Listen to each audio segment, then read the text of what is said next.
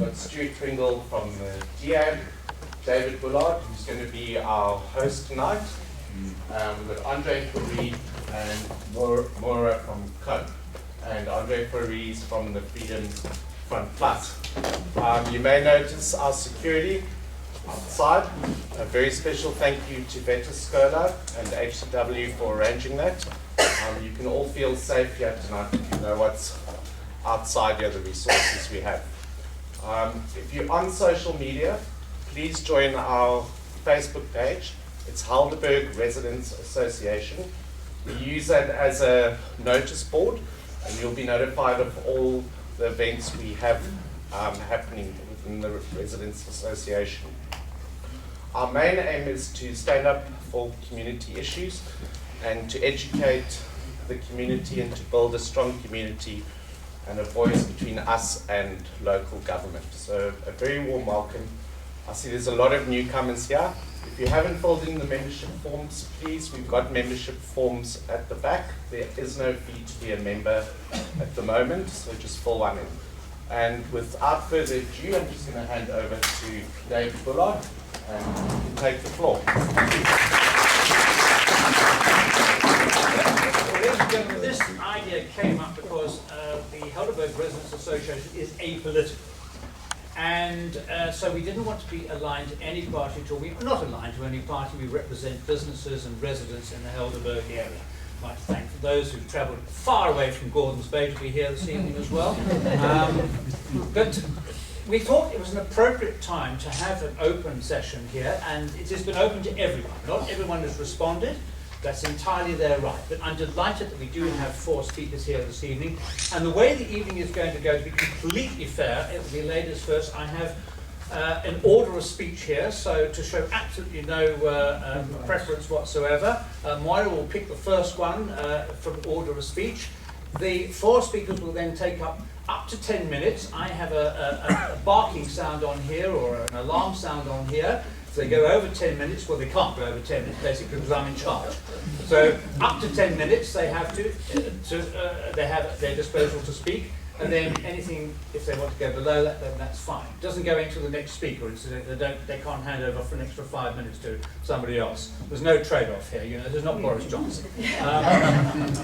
And then, ladies and gentlemen, we open it to the floor. I would ask if you could keep your questions as short as possible, direct them if you wish to a particular candidate, or direct them to the entire panel, and I will then work around from there. You've got to remember, Stuart reminded me, that these are municipal elections. We're not looking at a national thing, so try and keep this thing, you know, focused on what we're talking about for municipal elections in August.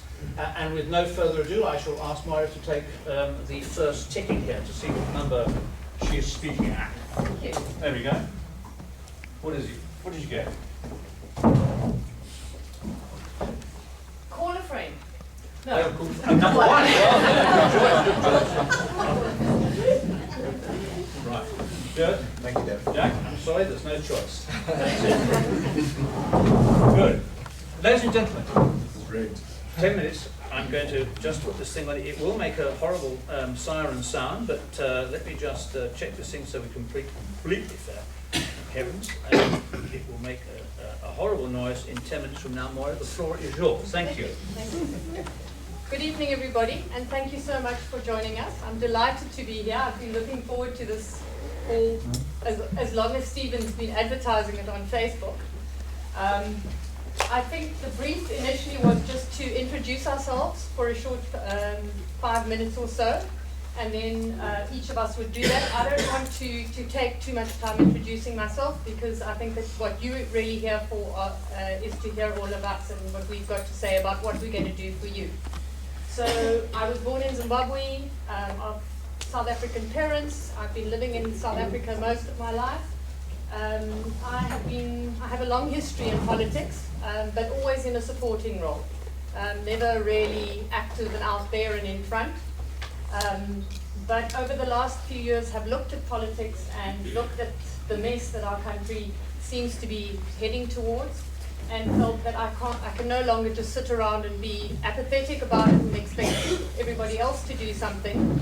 So so finally I decided a few years ago, got involved with a party which no longer exists, and very recently decided to go back into politics with Coke. So, yeah, that's me. Are you done? I'm done. My God, you've still got 8 minutes and 14 seconds to go, but that's fine. Andre, you're next. Let me just restart you there. And, right, you're off. Nee, die voorzitter, u moet my verskoon, ek kan nie praat, ek sit nie so staan. En as my Afrikaans, as my Engels opraak, dan moet u my maar ook verskoon. Ek gaan maar Engels praat, maar partykeer raak my Engels 'n bietjie op. Thank you very much, Mr. Chairman, and Stephen Lepan for inviting me also to this opportunity. I'm just a politician for my whole life. I've been in the council for the last 8 years, about 3 years as chairman of the Helderberg sub-council. And I'm privileged to be the Freedom Front's mayoral candidate for this election. So thank you very much for coming to listen to us. The Freedom Front has basically 3 departure points. Number 1, we are fighting for the rights of the marginalized white and colored communities in South Africa, and particularly in Cape Town. Secondly, our approach is maximum economic development, growth and job creation to fight this terrible situation that's happening in South Africa at the moment, and that is that we are becoming a welfare state. Number 2, decisions and priorities. We believe decisions are taken at the wrong place in the civic in Cape Town, which affects everybody in the whole metro. And secondly, priorities are totally wrong because the people that are paying the taxes are at the moment standing in the back row when it comes to spending money in the metro. In order to address unemployment, Mr. Chairman, economic job opportunities must be created as opposed to the welfare state that is facing this country at the moment. You know, if 1/3 of your population is living off grant, there must be 20 red lights flickering, and that we believe is not correct. We believe that the whites and the colored in particular, and also the Indian community, are marginalized at the moment in South Africa because of this affirmative action, because of black economic empowerment. If our children has to go to university, the white people stand fourth in the row, the Indians third, and the colored second. And unless you are a black person, you've got very little opportunity to get a tender in South Africa these days. We believe that is blatant racial discrimination. Secondly, the present failure to manage orderly urbanization.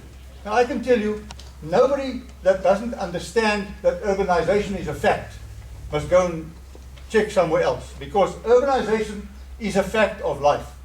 But what is happening in this country at the moment, and in particular in Cape Town, is the migration of people also from Africa immigrating into Cape Town, and the moment they come here, they demand services, houses and everything as if they are the guests of Cape Town, and somebody must pay for it.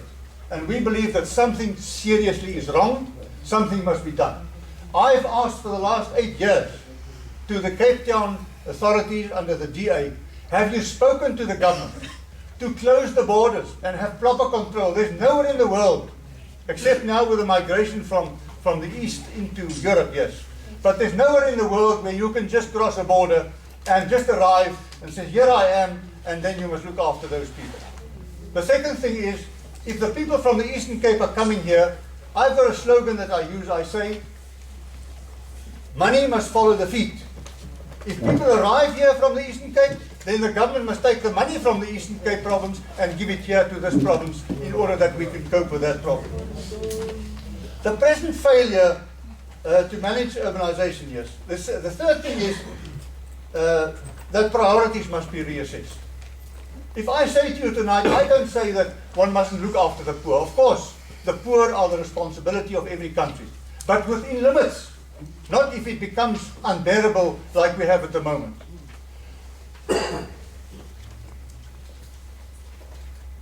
What happens in our budget, 60% of the budget at the moment in Cape Town is spent on socio-economic projects.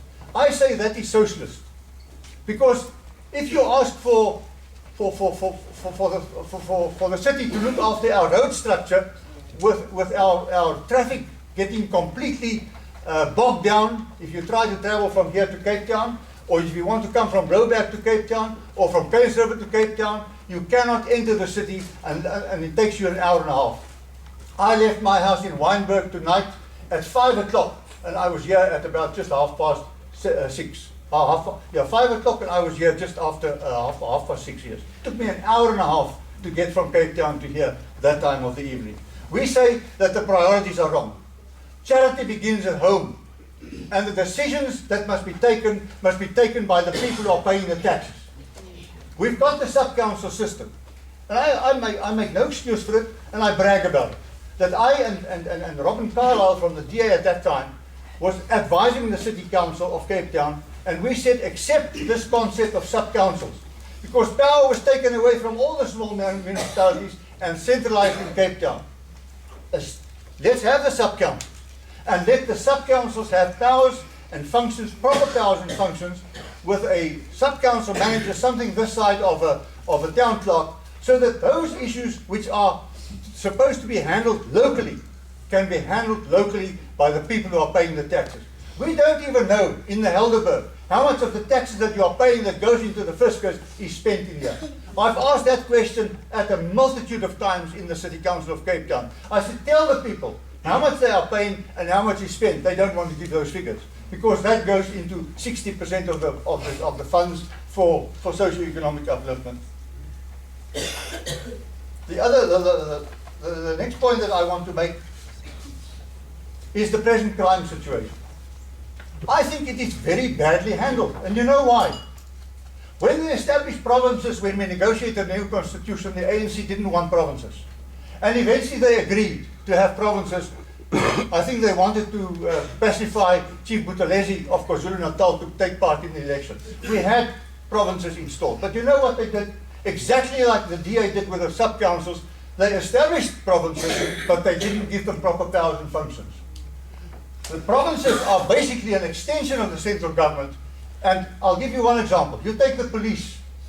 The South African police stands under the control of central government. We've got a so-called Minister of Safety and Security in the province of Cape Town. He's got only an overseeing role. He can give no instructions to the police.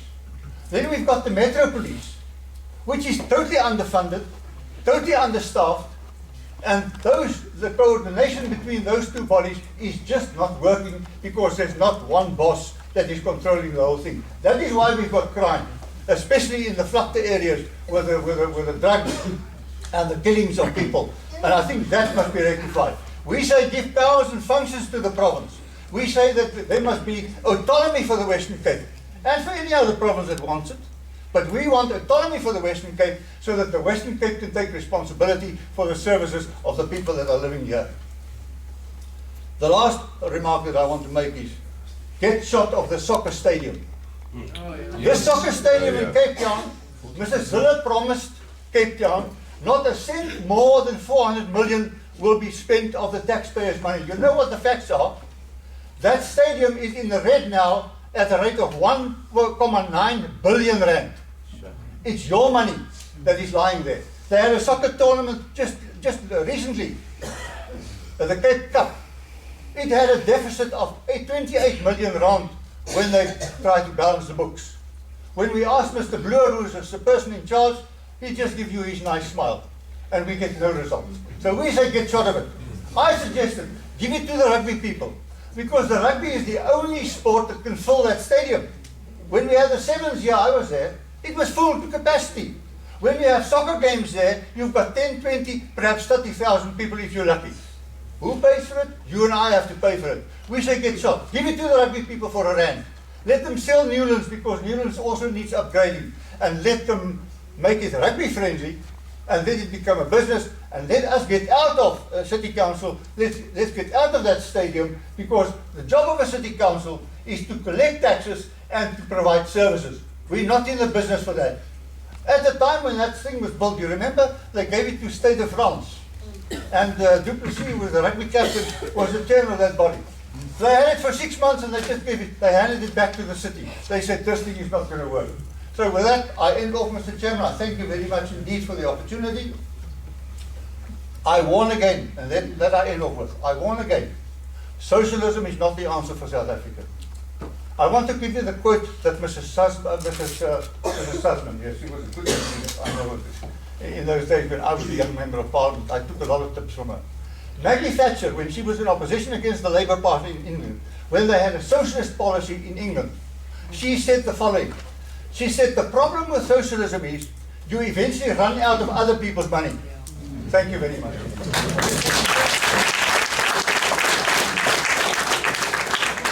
Exactly 10 minutes.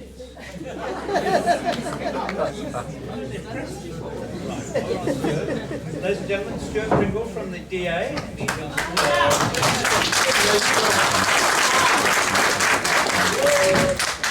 And you're off, Stuart. Thank you very much. I'm going to stand, but I'm going to lean up against the piano so I can check my notes every now and again.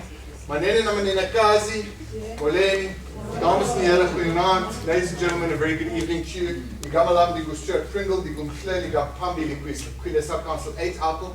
I'm the Sub-Council Chair for Sub-Council 8, voorzitter van Sub-Raad 8. Ek gaan hoofdzakelijk in Engels praat vir die res, because if I start speaking English, of course I'm invariably going to lose some of you. If I speak English, I'm probably going to lose all of you. I apologize. Before we start though, of course it's important to remember that it is Tata Madiba's birthday today. And we remember him, President of our first democratic union. I always remember Nelson Mandela's birthday because it is also the birthday of my wife. And, I do just want to pay tribute to my family and to my wife in particular. I'm sure my colleagues will agree as well. Elections are a particularly trying time for politicians, and it's nearly the end of the election campaign, and I think all of our spouses and our families deserve to be treated and thanked very much for their support. Ladies and gentlemen, back to the original subject. With regards to the sub-council which I chair, we have in fact for the past year been part of a pilot project by the city in order to actually look at devolving even more powers down to the sub-council. I've been very privileged and pleased to be part of that, precisely because it is the city in fact looking at giving more powers to the sub-councils. It has been said before that sub-council managers in the past were glorified committee clerks. This is definitely no longer the case, and I'm very glad to see that that is taking place. The motto of the Democratic Alliance in this election is vote DA to keep making progress. And that implies that government and governance is not an event, is in fact a process. And I'm sure we will all agree that no political party is perfect. But I would like to submit that under the Democratic Alliance, the city of Cape Town is a shining beacon of light in a sea of mediocrity. Yeah. Ladies and gentlemen, let's put this into context as well.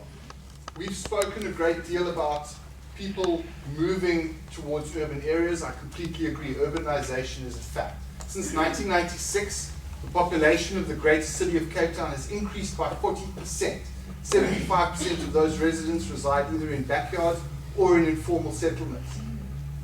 People come here because the city of Cape Town delivers services and they want a better life for themselves. With that massive increase in population, the massive need for increased services, the city of Cape Town still delivers the highest level of services in the country. And it's not me saying it, it's not the Democratic Alliance saying that. That is national government, its own departments saying the city of Cape Town delivers far more. We do so also with clean audits and unqualified audits. And that is also important because it means that your money, and it is your money, and we dare never forget that as politicians, is being spent on service delivery. It's not being spent on nice to haves. It's not being spent on mansions and security upgrades. It's being spent on services. And that is important. Now, ladies and gentlemen, when you look at the various political parties, I would ask you to look at their manifestos. Look at what they say they're going to do, but also look at their track record. And the city of Cape Town's track record, or the Democratic Alliance's track record in the city of Cape Town is very, very impressive. The manifesto speaks of the Democratic Alliance, speaks to wanting to create a caring and responsive local government. Ward committees, we have ward committees right throughout in all the municipalities, but we are the only metro that has sub-councils. And Mr. Fourie, I'm very glad that you agreed with Mr. Carlisle and implemented those. I convinced him, never mind. Well, fantastic. I'm sure you had many debates about it. We have the most extensive indigent relief in the country. And I make absolutely no apology for wanting to assist the poorest of the poor. The fact is, the City of Cape Town is actually criticized by national government for being too generous. And why? Because we give everybody free basic water. We give everybody free electricity. Every household under 15,000, with an income of under 15,000, qualifies for rates rebates. National government would like us only to do it for certain groups of people or only for certain areas. Democratic Alliance in the City of Cape Town says no, it is for everybody. We need to support and help everybody who is suffering, because people who are suffering in this city are not just we are suffering under a government with national government's policies which are causing us massive economic difficulty. And I'd like to just look at another aspect of that caring, is actually going back and making right what was done in the past, done wrong in the past. And one looks at, for instance, the RDP houses, the retrofitting of ceilings. Ladies and gentlemen, ceilings sounds like such a mundane thing. But prior to 2005, the RDP houses were not built with ceilings. The city is going out now. We went out 2 years ago in Lewandle. We're busy now in Christensen Park, under my colleague for Human Settlements, Councillor Benedict van Minden, we were actually budgeted to install ceilings. And what we do is we go into an area, we do an assessment, we, in the first instance, employ the people in the house to move the furniture out of their own house. We pay them 300 Rand for that, right on top. We then check the roof for leaks, because you can't install a ceiling if the roof's leaking. Fix the leaks. We then retrofit the ceiling, which keeps the house warmer in winter. And we use local people in the community to do that work. So that is the City of Cape Town under the Democratic Alliance giving back to the people. I've mentioned a few examples here, but I'm going to run out of time if I do. But the food garden, that's the City of Cape Town working with the local community. That food garden supplies and supports the Helderberg Street People Centre, which in turn works with the City of Cape Town's social development strategy to assist people living on the streets. Animal welfare. The Sub-Council 8 gave the most grants of aid to animal welfare itself and to animal welfare organizations in the entire city last year. Sunroll. We have just signed an agreement now with Sunroll in order to provide basic services to people living on Sunroll land. That's been a long and hard fight for us to do that, to assist people. The City of Cape Town, under the Democratic Alliance, strives to be an opportunity city, and that means economic growth through infrastructure upgrade. And you'll notice a lot of that infrastructure upgrade. I'll just mention a few examples. The upgrades that are taking place right now in Main Road, the upgrades below Faculty and Mediclinic last year, obviously Solari's Pass Road, the pipe replacement programs which are taking place in Ward 84, Ward 15, looking at the special ratings area, actually enabling local businesses to contribute to top up so that they can actually engage more services, additional services in the business areas, promoting business in the various communities in the areas. The mayoral urban regeneration programs. I know there's one in Macassar at the moment. We're looking at one in Solari's Pass, and they do exactly that. It is looking at areas of our city which require regeneration, which require upgrades, and we're doing that, ladies and gentlemen.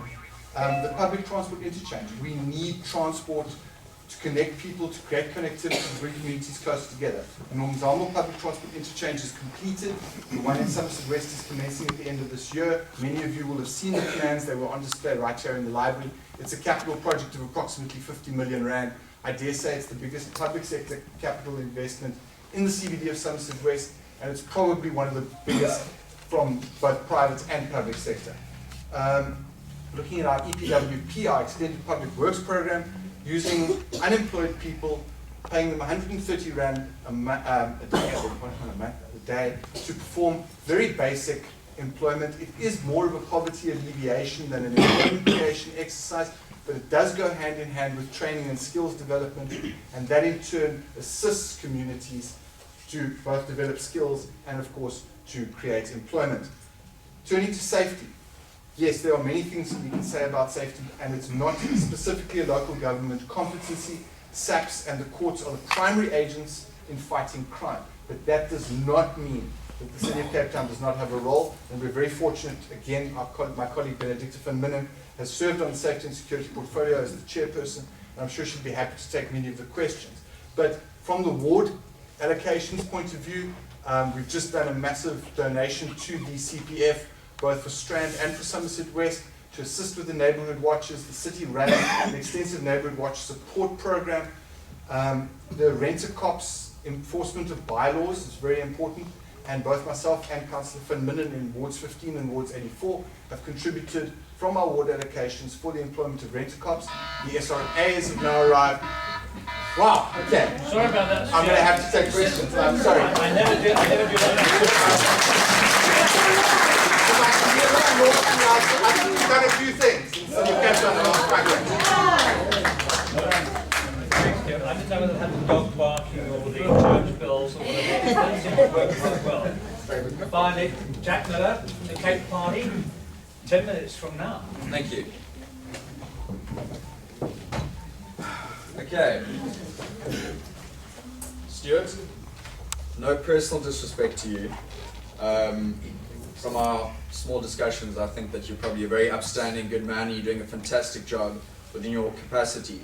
And what I like to talk about is a political structure, a system that's in place, which we are simply cogs of. And I appreciate the work that you have done, but hopefully you will one day see the light and the doors in the Cape Party are open. Thank you, sir. You spoke about a track record, and as a party that does not yet have a track record in government as yet, I would like to take this opportunity to start with a quote from a man who knew some things about life in general. His name is Albert Einstein, and he says the definition of insanity is doing the same thing over and over again and expecting a different result.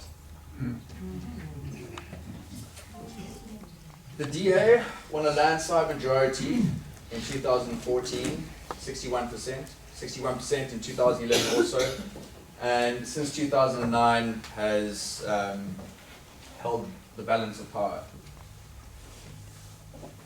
What we at the Cape Party are trying to bring to the table is something entirely different, entirely fresh, to break out of our mundane political existence and rethink about the way that we conceive of ourselves as citizens in a country, and what does it actually mean to be part of a country? What is a country?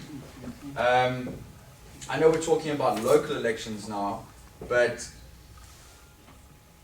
the local aspect of government is toothless, it's spineless, it's incapable of doing what it needs to do because of the South African political structure. And this is what I want to spend most of my attention on, and how that affects our local communities. South Africa is not even a natural country. Just look at the name, South Africa. In 1909, an act of the British Parliament called the South Africa Act of 1909 forced independent regions within what we call South Africa into the Union of South Africa of 1910.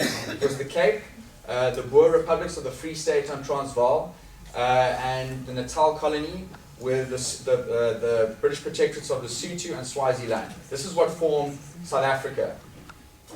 We had British Empire control from 1910 until 1948, when that was taken over by the apartheid regime. In 1966 and 1968, Lesotho and Swaziland said, we don't like the way this is going, we want to return to our independence. You look at the map of South Africa, two massive